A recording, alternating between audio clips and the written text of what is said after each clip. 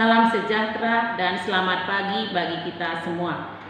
Sebelum kita mendengarkan firman Tuhan, kita terlebih dahulu bersatu di dalam doa. Bapa Surgawi yang kami kenal di dalam Yesus Kristus Tuhan kami, terima kasih Bapa buat kebaikan Tuhan. Pada pagi hari ini, Engkau mengaruniakan kami kekuatan yang baru.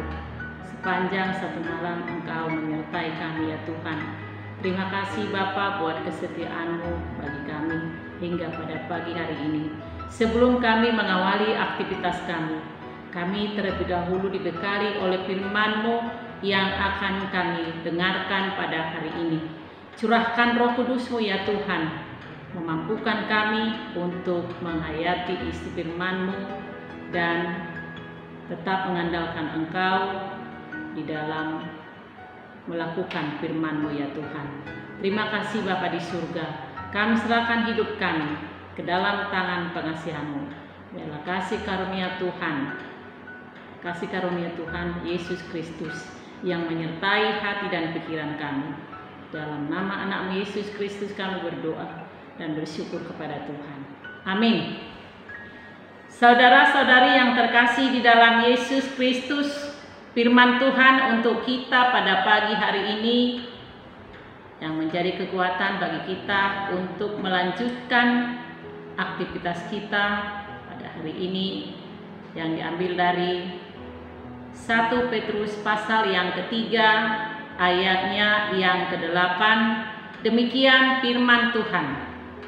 Dan akhirnya hendaklah kamu semua seia sekata, seperasaan, mengasihi saudara-saudara, penyayang dan rendah hati. Saya akan bacakan sekali lagi.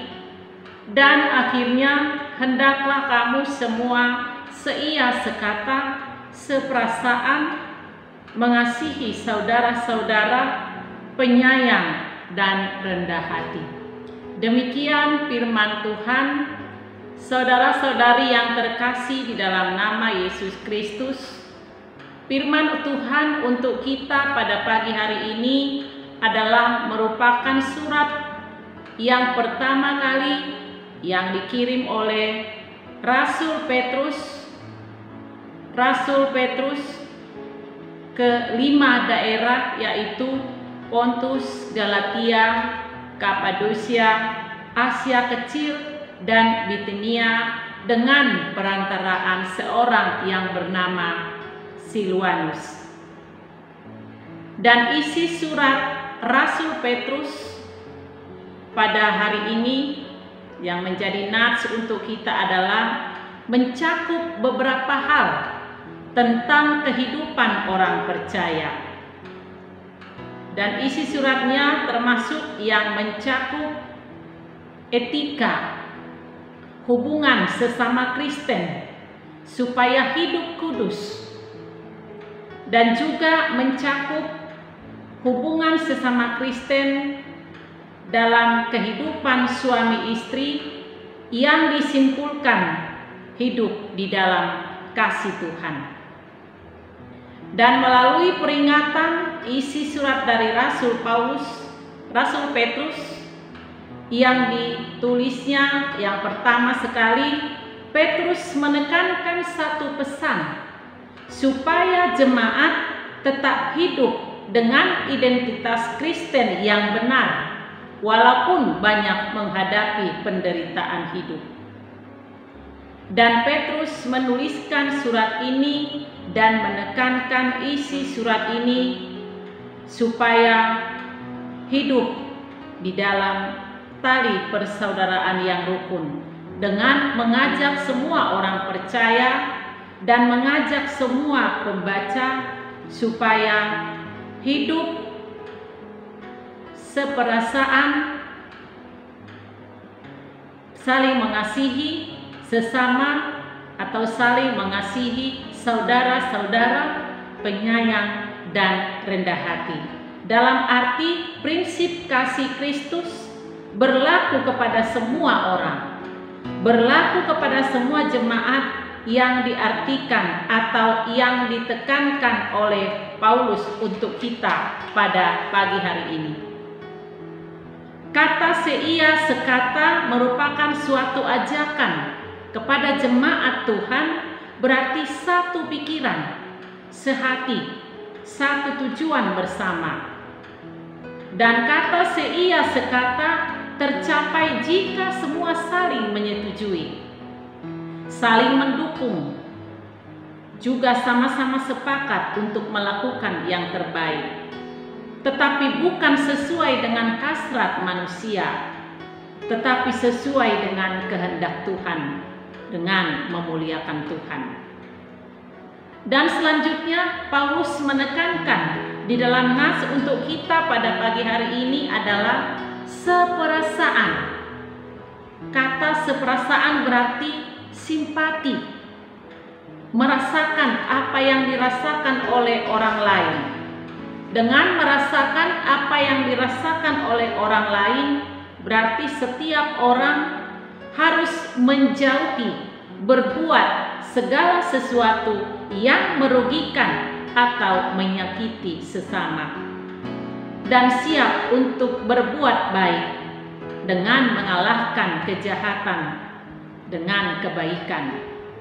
Dan jangan ada satupun yang menganggap dirinya paling benar, bahkan sulit menerima perbedaan atau egoisme. Itulah yang harus kita jauhi dari persekutuan kita. Dan itulah yang ditekankan oleh isi surat kiriman dari Rasul Petrus kepada jemaat Tuhan. Dan selanjutnya di dalam isi suratnya, Rasul Petrus menekankan mengasihi saudara-saudara. Saudara-saudara yang dimaksud di dalam nats ini berarti memiliki tali persaudaraan yang rukun. Mengasihi sesama manusia seperti memperlakukan saudaranya sendiri, saudara kandung yang masih memiliki hubungan darah.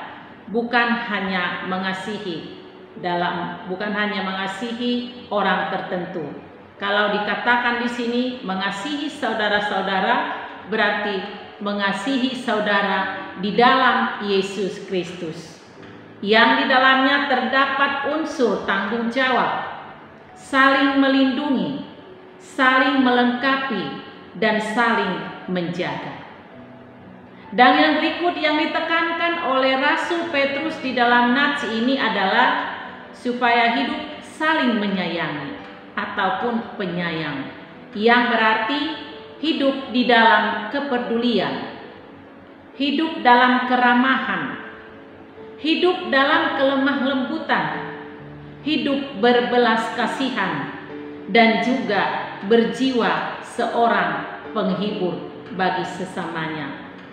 Melalui sifat-sifat yang ditekankan oleh Rasul Petrus di dalam nats ini adalah merupakan kelembutan yang memberi kekuatan kepada sesama atau saling menguatkan satu dengan yang lain.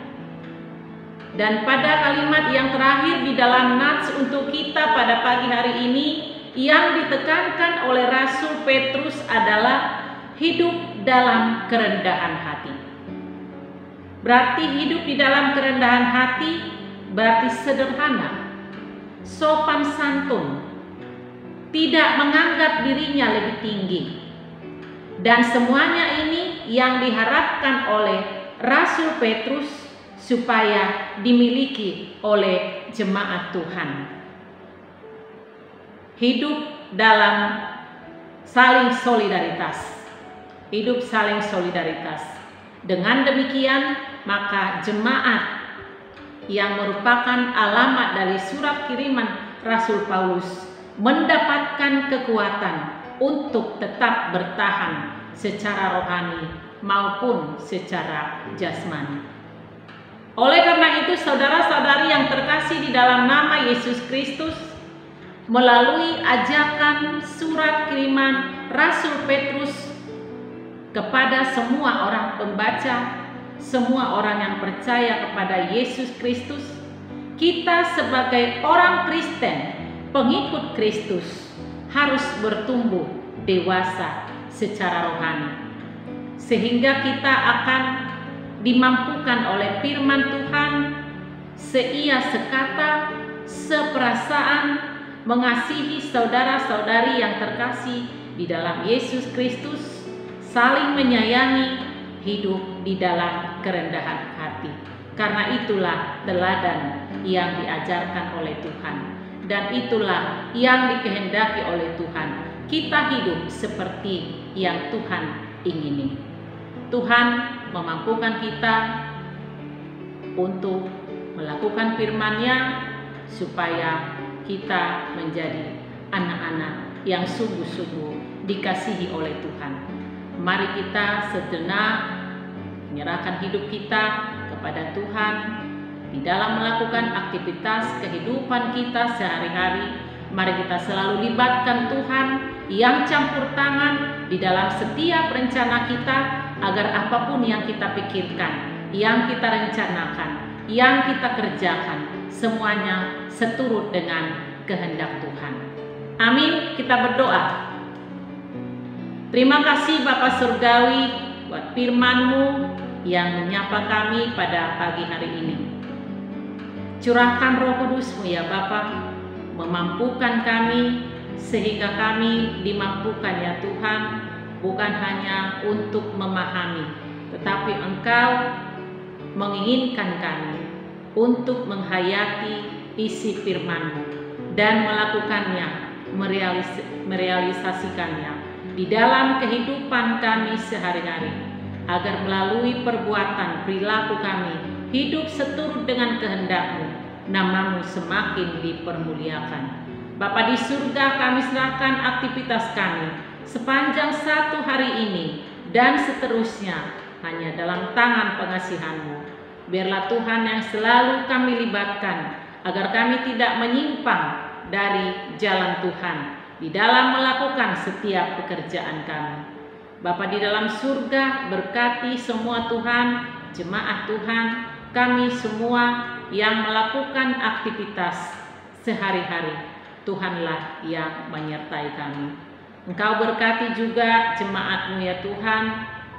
Kalau ada yang dalam keadaan sakit, biarlah Engkau tabib yang ajaib, yang menjamah tubuh mereka Tuhan, dengan jamahan tangan-Mu yang penuh kuasa, agar setiap orang sakit sembuh dari segala sakit penyakit.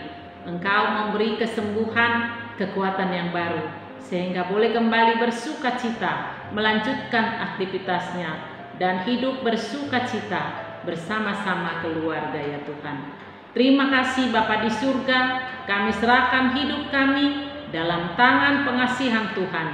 Biarlah kehendak-Mu yang jadi dalam kehidupan kami.